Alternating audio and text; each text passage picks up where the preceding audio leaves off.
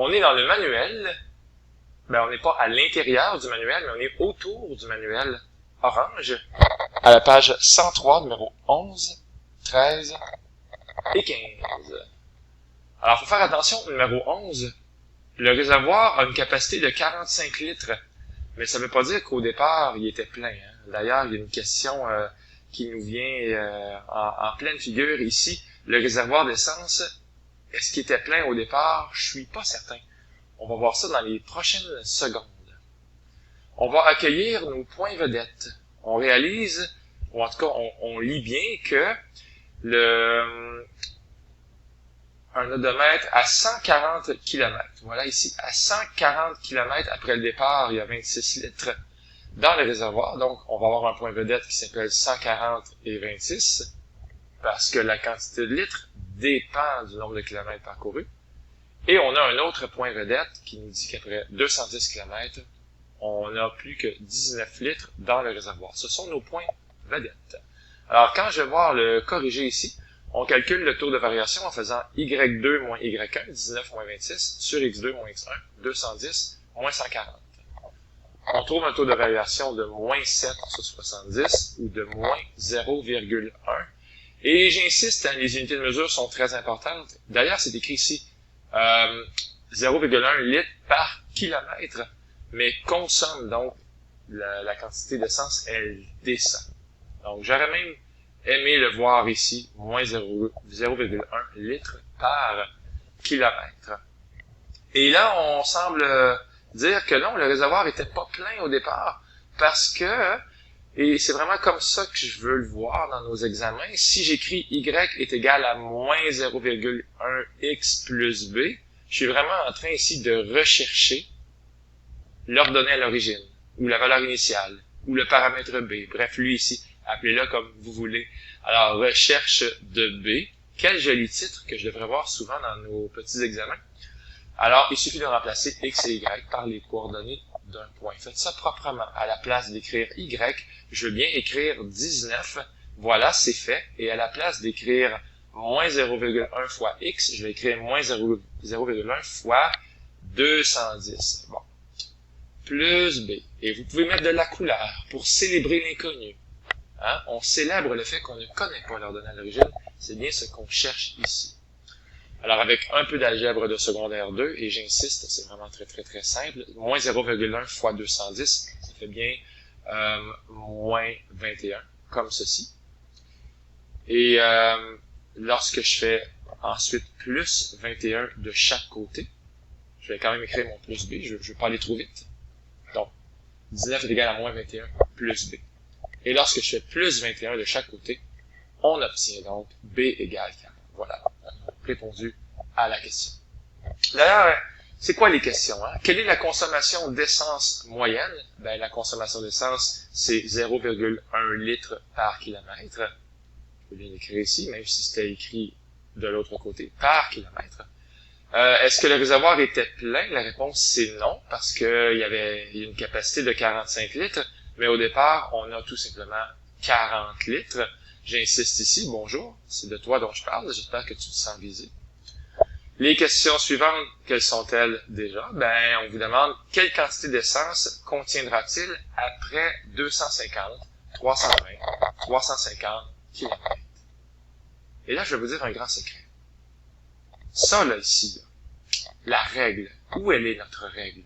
Elle n'est pas encore écrite de façon officielle. Il serait temps de l'écrire. Y est égal à moins 0,1 x plus 40.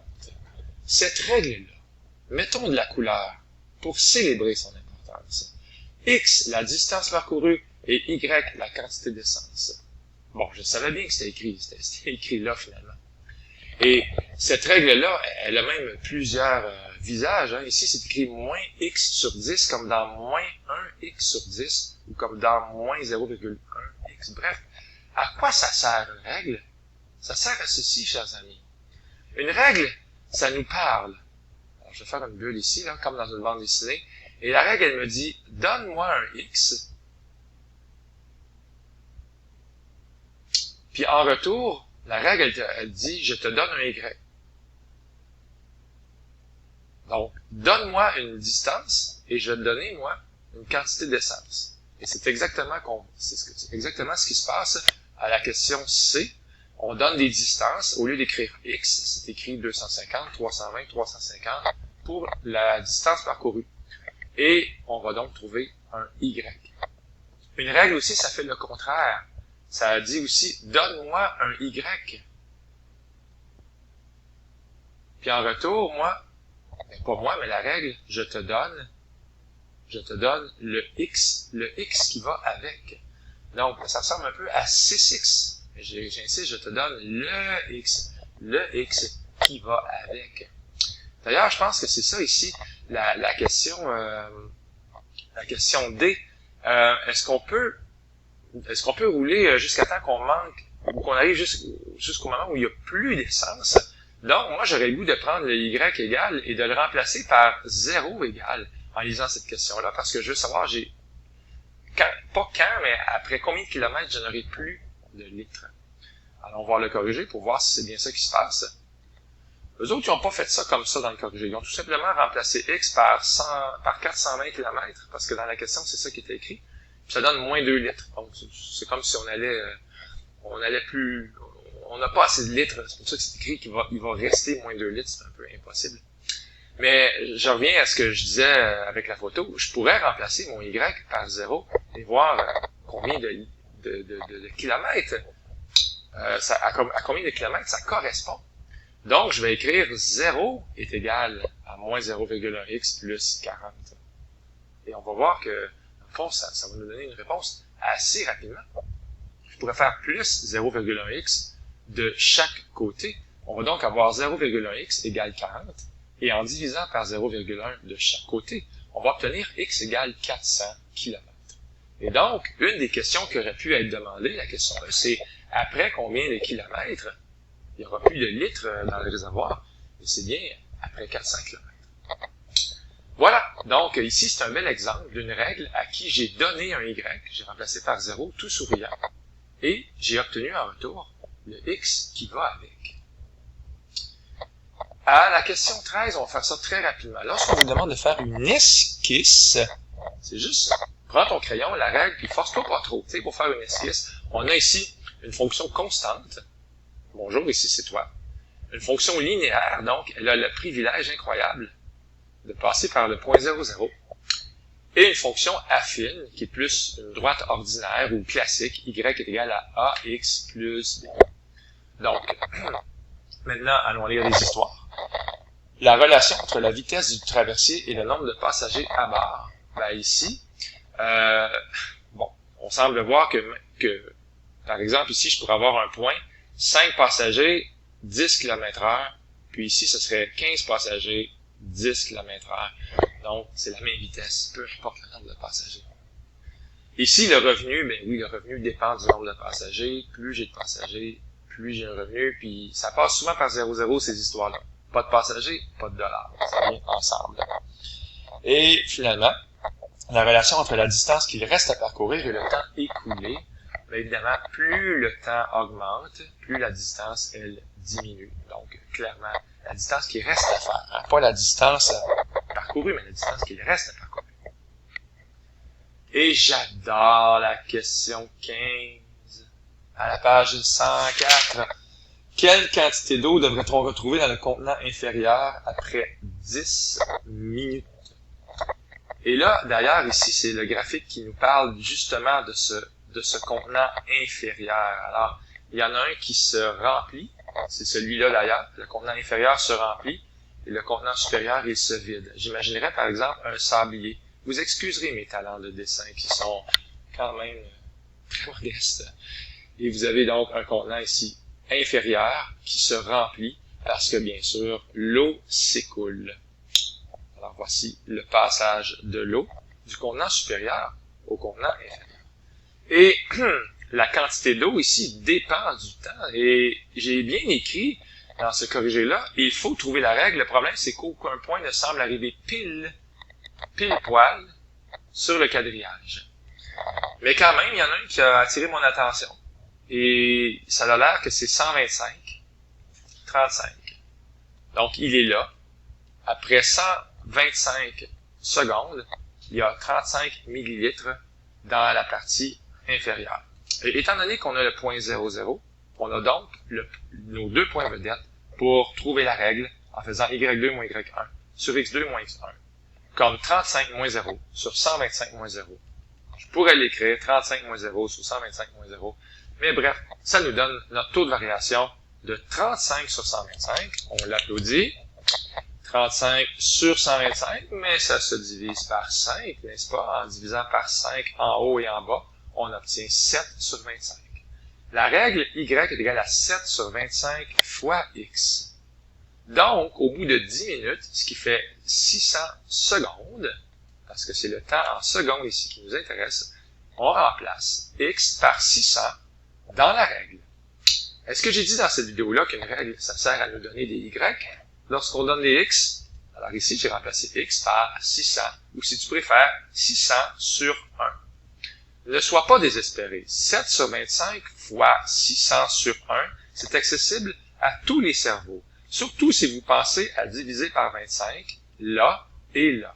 On va donc avoir 7 sur 1 fois, et combien il y a de 25 cents dans 6 $? Il y en a bien 24. Voilà. Et 7 fois 24, ça fait 168 millilitres. OK. La question suivante représente graphiquement la quantité dans le contenant supérieur en fonction du temps. Que c'est joli ici. Que c'est joli. Il faut comprendre que c'est le même taux de variation, mais opposé. Autrement dit, si celui-là qui est en bas se remplit de 7 sur 25 millilitres par seconde, ben devinez quoi, celui qui est en haut, il va se vider avec le même taux de variation, sauf que je vais écrire moins 7 sur 25 millilitres par seconde. C'est une perte. Il est en train de perdre son eau, pauvre petit contenant. Donc, la règle, ça va être y est égal à moins 7 sur 25 fois x. Ça descend avec le même taux de variation. Et pourquoi j'écris plus 1000? Parce qu'il y a 1000 millilitres au départ. C'est bien ça qui est écrit dans la question. Il y a 1 litre d'eau au départ dans la partie supérieure. Donc, toi, là, au départ, il y avait 1000 millilitres là-dedans. Puis, à chaque seconde, ça descend. Pas de 7 sur 25. Ben oui, je pourrais dire que ça descend de 7 sur 25, mais je pourrais dire aussi que le taux de variation est de moins 7 sur 25 millilitres par seconde. Alors, on trace, et j'ai marqué, nous avons tracé en bleu des points importants. Bon, ben là, c'est sûr que ce point-là, il est important. 0,1000, c'est quand même le début de l'histoire. Puis ici, j'ai remplacé x par 2000, puis x par 3000 dans la règle pour trouver les y qui vont avec. Alors, si vous remplacez x par 2000, ben, ça va vous donner une réponse de 440 millilitres. Puis ainsi va la vie. Question C et D rapidement. Compare les graphiques. En quoi sont-ils différents?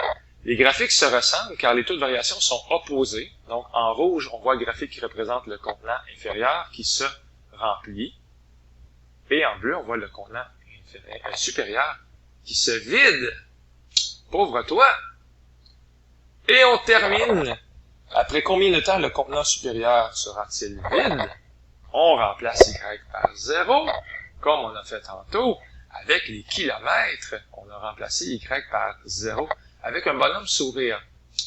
Est-ce que vous avez le droit de faire un bonhomme sourire dans votre 0 à l'examen? Si c'est artistiquement bien fait, peut-être que je pourrais trouver ça charmant.